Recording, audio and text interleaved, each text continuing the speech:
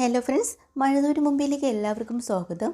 അങ്ങനെ ഹരിശങ്കർ വന്നിട്ട് ഒരു കപ്പ് കാപ്പി എടുക്കാനായിട്ട് അലീനയോട് പറയുന്നുണ്ടല്ലോ. അലീന ആ കപ്പ് കാപ്പിയായിട്ട് പുറത്തേക്ക് വരുമ്പോൾ തന്നെ ഹരി അവിടെ നിന്നുകൊണ്ട് വിളിച്ച് പറയുന്നുണ്ട്, നീ മേളിലേക്ക് വാ, എൻ്റെ ബെഡ്റൂമിലേക്ക് അവിടെ കൊണ്ടുവയ്ക്ക്, ഞാൻ അവിടെ നിന്ന് എടുത്ത് കഴിച്ചോളാന്ന്. അങ്ങനെ കാപ്പിയും കൊണ്ട് നേരെ മേളിലേക്ക് ചെല്ലുക. ബെഡ്റൂമിലേക്ക് പോയി നിൽക്കുന്ന അലീനയുടെ അടുത്തേക്ക് വന്നിട്ട് ആദ്യം ഒന്ന് ദേഷ്യപ്പെടുന്നുണ്ട് കേട്ടോ. എന്താടി, ഞാൻ പറഞ്ഞാൽ നിനക്ക് പെട്ടെന്ന് കാപ്പിയൊന്നും എടുത്തിട്ട് വരാൻ വയ്യേന്ന് ചോദിക്കുക. ഞാൻ കാപ്പിയും കൊണ്ട് വന്നല്ലോ, ഇതായിരിക്കുന്നു എന്നും പറഞ്ഞുകൊണ്ട് ആ കയ്യിലേക്ക് ഒരു പിടുത്തം അങ്ങോട്ട് പിടിക്കുക കേട്ടോ. അലീന പറയുന്നുണ്ട്, എന്തിനാ കയ്യിൽ പിടിച്ചത്, കൈവിട് എന്ന് പറയുമ്പോൾ എന്താടി കുഴപ്പം, ഞാൻ പിടിച്ചാൽ നിനക്ക് എന്തെങ്കിലും കുഴപ്പമുണ്ടോ, എന്താ ഉദ്ദേശം, ഒരു ഉദ്ദേശമില്ല, എന്താ കുഴപ്പമെന്ന് വീണ്ടും ചോദിക്കുക. അപ്പോൾ അലീന പറയുന്നുണ്ട്, കൈ എടുക്കാനാണ് നിന്നോട് പറഞ്ഞത്, കൈ എടുത്തില്ലെങ്കിൽ നീ എന്ത് ചെയ്യുമെന്ന് ചോദിക്കുമ്പോൾ അലീന കയ്യിലിരുന്ന് ആ തിളച്ച കാപ്പി അങ്ങോട്ട് കുലുക്കി ഇട്ട് കൊടുക്കുന്നുണ്ട് കേട്ടോ. അങ്ങനെ ദേഹത്തോട്ടൊക്കെ തെറിച്ച് വീണിട്ട് ആകെ വെപ്രാളം പിടിച്ച് പൊള്ളി നെഞ്ചിലൊക്കെ വീണ് അവിടെ നിന്ന് ഇറങ്ങി ഒരൊറ്റ പോക്കങ്ങ് പോവുക കേട്ടോ കരി. അങ്ങനെ നമ്മുടെ അലീന അവിടെ എത്രയും തൂത്ത് വൃത്തിയാക്കുന്നുണ്ട്. ഗ്ലാസും സോസറും ഒക്കെ താഴെ വീണ് പൊട്ടിപ്പോയിട്ടുണ്ട്. എല്ലാം വൃത്തിയാക്കി വെക്കുക. അപ്പോഴാണ് പുറത്തുനിന്ന് ഒരു സ്ത്രീ ഇങ്ങോട്ട് കയറി വന്നിട്ട് ചോദിക്കുകയാണ്, ഇവിടെ ആരും ഇല്ലേന്ന്. അപ്പോൾ അലീന ഇറങ്ങി ചെന്നിട്ട് പറയുന്നുണ്ട്, ആരാ എന്താന്നൊക്കെ ചോദിക്കുമ്പോൾ അലീനയോട് അവർ പറയാം, അതെ എൻ്റെ മോൾ തീരെ വയ്യാണ്ടിരിക്കുക, അവൾക്കൊരു ഓപ്പറേഷനുണ്ട്, അതിന് വേണ്ടിയിട്ടാണ് ഞാൻ ഇപ്പം വീട് തോറും തെണ്ടി നടക്കുക, കുറച്ച് കാശിന് വേണ്ടിയിട്ട് നടന്ന് വയ്യ മോളെ, എനിക്ക് എന്തെങ്കിലും തരാമോ എന്ന് ചോദിക്കുക. അപ്പോൾ അലീന പറയുന്നുണ്ട്, ഇപ്പോഴത്തെ കാലത്ത് ഓരോരുത്തരും വിശ്വസിക്കാനൊന്നും കഴിയില്ല, എന്തൊക്കെ കള്ളത്തിനങ്ങനെ പറഞ്ഞിട്ടാണ് ഓരോരുത്തരും പൈസ തട്ടുന്നത്, നിങ്ങൾ പറയുന്നതിൽ എന്തെങ്കിലും സത്യം ഉണ്ടാകുന്ന ചോദിക്കുക കേട്ടോ.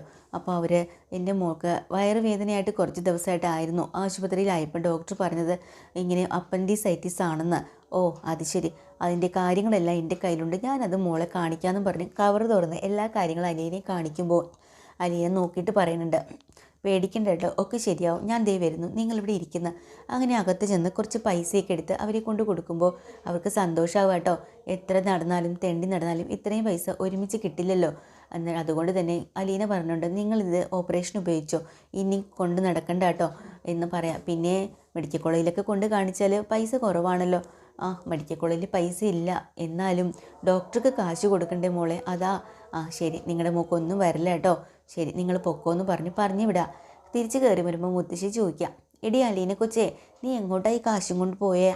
അത് ഞാനിവിടെ ഒരു സ്ത്രീ വന്നിരുന്നു, അവരുടെ മോക്ക് തീരെ വയ്യ, ഓപ്പറേഷനാ, അതിന് കുറച്ച് കാശ് കൊടുക്കാൻ പോയതാ. ഇത്രയും പൈസയോ, നീ കുറേ കാശും കൊണ്ട് പോകണുണ്ടല്ലോ. 3000 രൂപയാണ് കൊടുത്തത്. അയ്യോ ദൈവമേ, ആരെങ്കിലും കൊടുക്കൂടി അങ്ങനെ? ആരും കൊടുക്കില്ല മുത്തശ്ശി, അതുകൊണ്ടാണ് ഞാൻ കൊടുത്തത്. ഓ വല്ലാത്ത ജന്മം തന്നെ നിൻ്റെ കാര്യം. പിന്നെ നിനക്ക് എന്തെങ്കിലും ചിലവിന് കാശ് വേണ്ടേ? ഓ അതൊക്കെ എനിക്ക് ദൈവം തന്നോളൂ, ദൈവം തരുന്നതല്ലേ നീ കൊണ്ടു കൊടുക്കുന്നത്. അതെ, ഈ കാശ് ഏതാണെന്നറിയോ മുത്തശ്ശിയെ?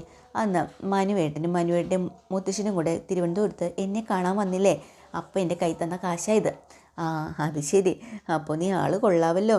പിന്നെ ഇങ്ങനെയൊക്കെ ഓരോ പൈസ വാരി കൊടുക്കണം, നിന്നെ നല്ല മനസ്സാ. പിന്നെ ഇത് വച്ചിട്ടും എനിക്ക് എന്ത് ചെയ്യാനാ മുത്തശ്ശി, അതിൻ്റെ അസുഖം ഭേദമാവട്ടെ എന്നൊക്കെ ഇങ്ങനെ പറയാം കേട്ടോ. ഇതേ സമയത്ത് നമ്മുടെ മാമച്ചനെയും ഗ്രേസിയമ്മയും കാണിക്കട്ടോ. ഗ്രേസിയമ്മയാണെങ്കിൽ ഫോണിൽ വിളിച്ച് അങ്ങ് തകർക്കുകയാണ്, ആരോട് ദേഷ്യം പിടിച്ച്. ഓ അല്ലേലും അവന് നിനക്കൊരു സ്നേഹമില്ല, നീ ഇവിടെ നിന്നപ്പോൾ എന്തോ ഒരു സ്നേഹമായിരുന്നു ഞങ്ങളോട്, നിന്നെ ഞാൻ സ്വന്തം മോനെ പോലെ അല്ലേടാ നോക്കിയത്, എന്നിട്ടും നീ എന്താ ഇങ്ങനെ കാണിക്കണേ, കഷ്ടമുണ്ട് കേട്ടോ. നിൻ്റെയൊക്കെ ഇഷ്ടം പോലെ ചെയ്തു, അല്ലെങ്കിലും ഇങ്ങനെയൊക്കെ തന്നെയാണ് എല്ലാവരും. എനിക്കിനി സംസാരിക്കാൻ താല്പര്യമില്ല, ഫോൺ കട്ട് ചെയ്യാട്ടോ എന്ന് പറഞ്ഞ് വയ്ക്കുക ഫോണ്. ഇതും കേട്ടുകൊണ്ട് രേവതി വന്ന് ചോദിക്കുന്നുണ്ട്, ഗ്രേസമ്മ ആരോടാ ദേഷ്യപ്പെട്ടത്? ആരോടാ, ഇവിടെ മാമച്ചൻ്റെ പെങ്ങളുടെ മകനാ, ഇവിടെ നിന്നാ പഠിച്ചത്, കോളേജിൽ പോയതും ഒക്കെ. അപ്പോഴവൻ പറഞ്ഞെന്താണെന്നറിയോ, എൻ്റെ അച്ഛനും അമ്മയും പോലെ ഇത്രത്തോളം എന്നെ സ്നേഹിച്ചിട്ടില്ല, അത്ര ജീവനായിട്ടാണ് നിങ്ങളെന്നെ സ്നേഹിക്കുന്നത്, എനിക്ക് തിരിച്ച് നിങ്ങളോടും അങ്ങനെ തന്നെയാണ്. ഇപ്പോൾ പഠിപ്പും ഒക്കെ കഴിഞ്ഞ് വലിയ ഉദ്യോഗസ്ഥനായി ഞങ്ങൾ തിരിഞ്ഞു പോലും നോക്കാറില്ല, ഒരു ദിവസം പോലും ഒന്ന് വരാനോ നോക്കാനോ ഒന്ന് മിണ്ടാനോ പോലും അവന് താല്പര്യം. ഇപ്പോൾ വിളിച്ചപ്പോൾ ഒരു സംസാരം, അതാ ഞാൻ നല്ല കൊടുത്തത്. അല്ലെങ്കിലും എല്ലാവരും ഇങ്ങനെയൊക്കെ തന്നെയാണ്, ചെയ്താൽ ചെയ്തിടയില്ല, ചെയ്യണം നേരത്തെ മാത്രമേ ഉള്ളൂ, നന്ദിയില്ല ഒന്നുമില്ല, പ്രത്യേകിച്ച് ബന്ധുക്കളുടെ കാര്യം പറയേണ്ടതുണ്ടോ എന്നിങ്ങനെ സങ്കടപ്പെട്ട് പറഞ്ഞുകൊണ്ട് നിൽക്കുമ്പോൾ രേവതി അടുത്തേക്ക് വന്നിട്ട് ചോദിക്കുന്നുണ്ട്, അതെ ഞാൻ നിങ്ങളോടൊരു കാര്യം ചോദിക്കട്ടെ, വിഷമാവില്ലല്ലോ? ഇല്ല, എന്താ? നിങ്ങൾക്കേ മക്കളാരും ഇല്ലേ? ഇവിടെ ഫോട്ടോയും ഒന്നും കാണുന്നില്ലല്ലോ, അതുകൊണ്ട് ചോദിച്ചതാണ്. അത് കേൾക്കുമ്പോൾ ഗ്രേസമ്മയ്ക്ക് അങ്ങ് ദേഷ്യം വന്നിട്ട് ചോദിക്കുകയാണ്, നിനക്കിവിടെ വേറെ പണിയൊന്നും ഇല്ലടി, നീ വീട്ടു ജോലിക്ക് വന്നല്ലേ, നീ ആ കാര്യം അന്വേഷിച്ചാൽ മതി, വേറെ കാര്യങ്ങൾ മറ്റുള്ള കാര്യങ്ങളൊന്നും ചികഞ്ഞ് അന്വേഷിക്കേണ്ട കാര്യമില്ല, പറഞ്ഞു കേട്ടോ, മിണ്ടാതെ പൊക്കോ എന്നും പറഞ്ഞ് കേസ് വഴക്ക് പറഞ്ഞ് ഒരു പോക്ക് പോകുമ്പോൾ രേവതിയുടെ കണ്ണ് നിറഞ്ഞ് അങ്ങോട്ട് പൊട്ടിക്കരയാൻ തുടങ്ങിയിട്ടോ വഴക്കിയിട്ടിപ്പോൾ. അതും കണ്ടുകൊണ്ട് മാമച്ചൻ അങ്ങോട്ട് കയറി വന്നിട്ട് ചോദിക്കുന്നുണ്ട്, അയ്യോ എന്തിനാടി നീ ഇവിടെ നിന്ന് കരയണേ? അല്ല ഒന്നുമില്ല. ഒന്നുമില്ലായ്മേ തന്നെ ഉണ്ടല്ലോ എന്തോ ഒരു കാര്യം. വേസമേന വഴക്ക് പറഞ്ഞു. അത്രയേ ഉള്ളൂ. നല്ല കാര്യം, നിനക്കത് വേണം കേട്ടോ. നീ ഇടയ്ക്കിടയ്ക്ക് എനിക്കിട്ട് പാര പണിയുമല്ലോ, അതുകൊണ്ട് നിനക്കും ഇടയ്ക്ക് കിട്ടണം, അത്ര ആവശ്യം. പിന്നെ വഴക്ക് പറഞ്ഞെന്ന് പറഞ്ഞ് ഇങ്ങനെ കരയേണ്ട കാര്യമൊന്നുമില്ല. എന്നെ അവൾ എന്തെല്ലാം പറഞ്ഞ് വഴക്ക് പറഞ്ഞിരിക്കുന്നു, ഞാൻ നിന്ന് കരയാറുണ്ടോ? അപ്പം നീയും കരയരുത്. അതൊക്കെ പോട്ടെ, ഇപ്പം എന്തിനാ നിന്നെ വഴക്ക് പറഞ്ഞത്? ഞാൻ നിങ്ങൾക്ക് മക്കളില്ലേന്ന് ചോദിച്ചു, ഇവിടെ ഫോട്ടോയൊന്നും കാണുന്നില്ലല്ലോ എന്ന് ചോദിച്ചു, ഇത്രയേ ഉള്ളൂ. അപ്പം തന്നെ മാമച്ചൻ്റെ മുഖവും അങ്ങ് വാടിയിട്ടോ. എന്നിട്ട് പറയുന്നുണ്ട്, ഇതാണോ നീ ചോദിച്ചത്? അതുകൊണ്ട് അവൾക്ക് ദേഷ്യം വന്നതും സങ്കടം കൊണ്ട് അവളത് ദേഷ്യപ്പെട്ട്. നീ വേറൊന്നും ചിന്തിക്കണ്ട. ഇനി നീ അറിയാൻ വേണ്ടിയിട്ട് ഞാനൊരു കാര്യം പറയാം. ഞങ്ങൾക്കൊരു മോനുണ്ടായിരുന്നു.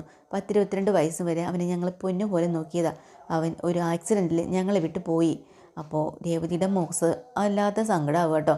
എന്നിട്ട് വീണ്ടും അയാൾ പറയാം, പിന്നെ ഇവിടെ ഒരു ഫോട്ടോ വയ്ക്കാത്ത എന്താണെന്ന് വെച്ചാൽ ഞങ്ങൾക്ക് അവൻ്റെ മുഖം കാണാൻ വയ്യ, സങ്കടമാവും. അതുകൊണ്ടാണ് ഇനി ഞങ്ങൾ അവൻ്റെ കാണുന്നത്. ഞങ്ങൾ ഇവിടുന്ന് പരലോകത്തേക്ക് പോകുമല്ലോ, അപ്പോഴും ഞങ്ങൾ അവനെ കണ്ടോളാം, അത് മതി.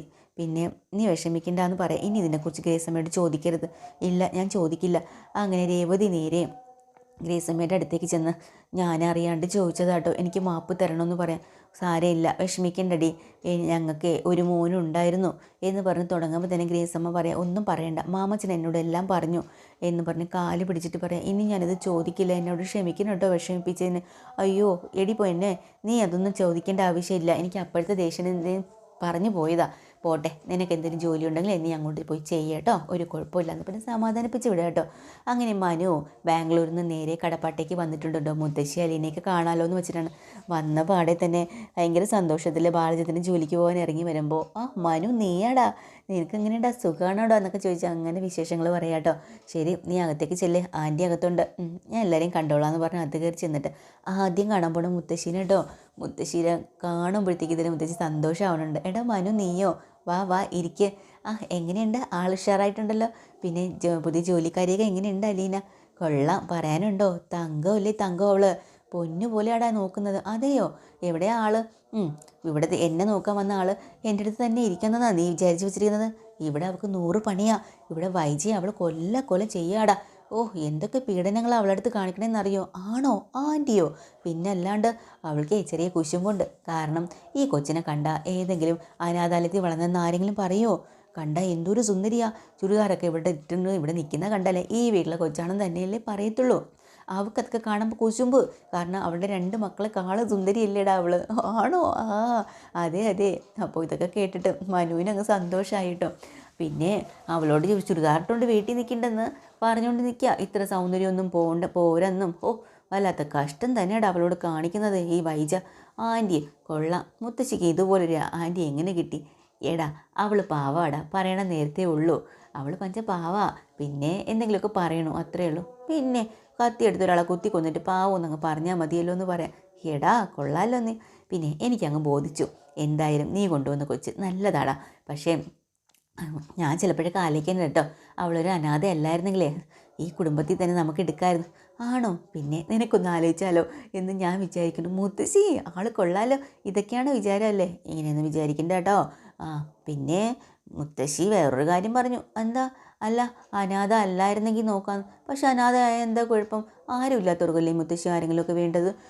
കൊച്ചു കൊള്ളാ, നീയും ആൾ കൊള്ളാമല്ലോ, ആവശ്യമില്ലാത്തൊന്നും മനസ്സിൽ കൊണ്ട് നടക്കണ്ട കേട്ടോ എന്ന് മുത്തശ്ശി തിരിച്ച് പറയുന്നുണ്ട് കേട്ടോ.